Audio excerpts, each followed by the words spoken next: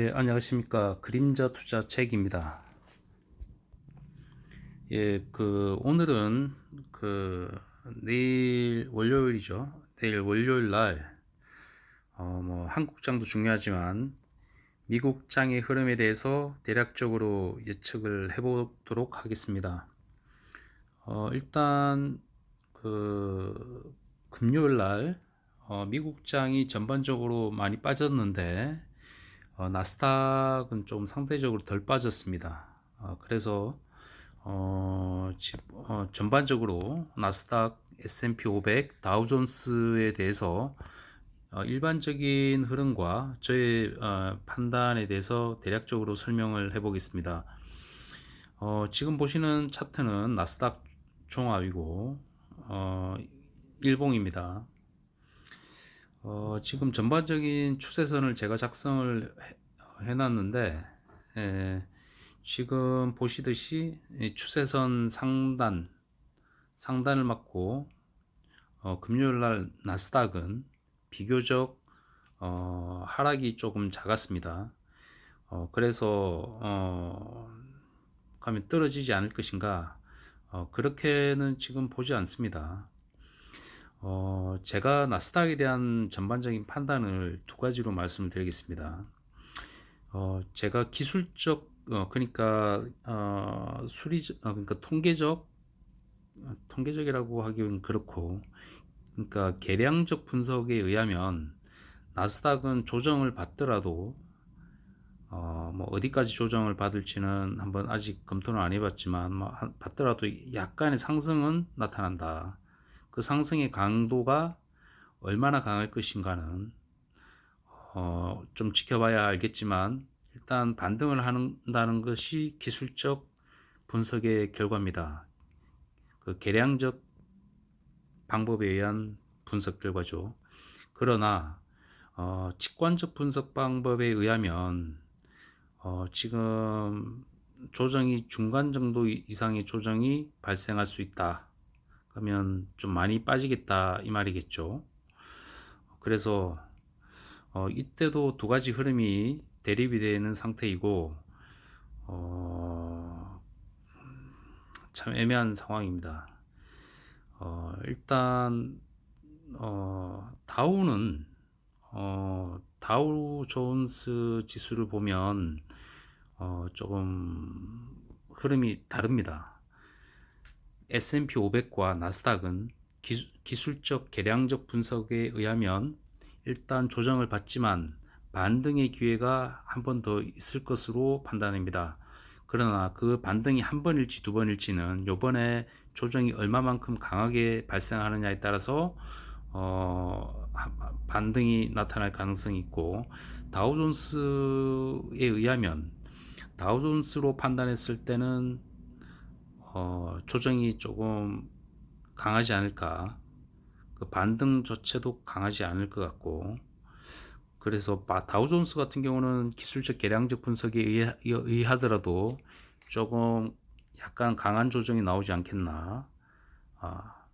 그리고 직관적 분석에 의한 방법도 좀 강하게 빠질 것 같다 라고 다우존스에 대해서는 평가할 수 있겠습니다. 나스닥 같은 경우는 스토캐스틱을 보더라도 지금 이제 하락이 진행이 될 가능성이 있겠죠. 그러면은 이제 이 추세선 60분봉이 있으니 60선이 있으니까 뭐 이렇게 맞고 뭐 이런 식으로 뭐 빠질 수도 있을 것이고, 그러면 스토캐스틱도 뭐 이런 식으로 뭐 이렇게 흐르겠죠. 그래서 기술적으로 판단했을 때 이 하락의 힘이 얼마만큼 강한가에 따라서 한번 반등은 나오지만, 여기 상단 추세선은 돌파하지 못할 것 같다. 그리고 여기를 저항으로 삼아서 다시 하락이 진행이 될 가능성이 높지 않을까라고 분석하고 있습니다. 직관적 분석에 의하면 좀 강하게 하락을 할 수도 있는데, 기술적 분석에 의하고 기술적 계량적 분석에 의하면 1번 패턴이 나올 것 같고, 직관적 분석에 의하면 뭐 빨강으로 표시해 보겠습니다. 뭐 이렇게 강하게 한 2번 정도 이런 패턴을 그리지 않을까라고 판단하고 있습니다.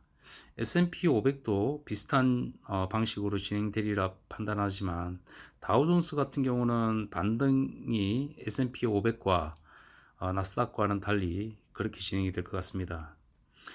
여기서는 분봉이 나타나지 않고 주봉을 보면 나스닥 주봉을 보면 지금 요 상단 추세선을 상단 추세선까지는 도달하지 못하고 조정은 진행이 될 것 같고, 여기 흐름도 이렇게 스토캐스틱도 하락으로 방향이 틀 것 같습니다. 그러니까 제가 아까 기술적 계량적 분석에 의하면 조정을 받다 올라간다는 것은 일봉상의 가능성이고, 주봉상 흐름은 이런 흐름을 나타낼 것으로 판단하고 있습니다. 아까 일봉과 조금 다른 개념이죠. 지금 주봉상 기술적 계량적 분석은 지금은 좀 의미가 없을 것 같습니다. 큰 흐름이 한번 나와줘야지 방향을 잡을 수 있는데, 이것은 일단 직관적 분석에 의하면 그것으로 판단해야 될 것 같고, 조정이 어느 정도 나올 것으로 판단하고 있습니다. 자, 월봉을 볼까요? 월봉을 보면 나스닥 종합의 월봉도 스토캐스틱을 보면